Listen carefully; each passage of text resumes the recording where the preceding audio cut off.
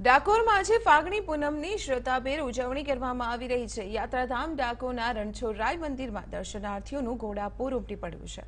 ફાગણી પૂનમના પવિત્ર તહેવારને લઈને ડાકોર ધામના કાળિયાનાથના દર્શન કરવા માટે રાજ્યભરમાંથી ભક્તો આવી રહ્યા છે। અમદાવાદથી ડાકોર જવાના ભક્તિ પથ પર પદયાત્રિકોનો ધસારો જોવા મળી રહ્યો છે।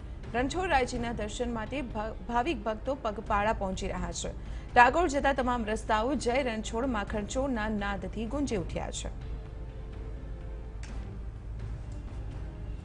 તો આપણે જણાવી દઈએ, આજે ફાગણી પૂનમ છે, હોળીનો પર્વ છે, ત્યારે ડાકોરના નાથના દર્શન કરવાનું ખૂબ જ મહત્વ છે અને ડાકોરના દર્શન કરવા માટે, ડાકોર પહોંચવા માટે અમદાવાદથી ડાકોર તરફ જતા જે તમામ માર્ગો છે તે તમામ માર્ગો ઉપર ભક્તિમય માહોલ સર્જાયેલો છે। પદયાત્રિકો અહીં મોટા પ્રમાણમાં જોવા મળી રહ્યા છે કે જેઓ ડાકોર તરફ પહોંચી રહ્યા છે અને સમગ્ર ડાકોરના માર્ગો ઉપર જય રણછોડ માખણચોરના નાદ સતત ગુંજી રહ્યા છે। આજે ફાગણી પૂનમના એક દિવસમાં જ લાખો ભક્તો ડાકોરના ઠાકોરના દર્શન કરવા માટે પહોંચવાના છે। છેલ્લા કેટલાય દિવસોથી પદયાત્રિકોથી ડાકોર તરફના માર્ગો ઉભરાઈ રહ્યા છે। ત્યાં બીજી તરફ પદયાત્રિકોને કોઈપણ પ્રકારની તકલીફ ન પડે તે માટે સેવાભાવી સંસ્થાઓ દ્વારા સેવા કેમ્પનું પણ અહીં આયોજન કરવામાં આવ્યું છે। તેમાં જમવાની વ્યવસ્થાથી લઈને તેમના સ્વાસ્થ્યની સુવિધાઓ પણ તેમની અહીં પૂરી પાડવામાં આવી રહી છે। ત્યાં બીજી તરફ વહેલી સવારથી ડાકોર મંદિર ભક્તોના ધસારાને કારણે અને ભક્તિમય માહોલથી ગુંજી ઉઠ્યું છે। આજે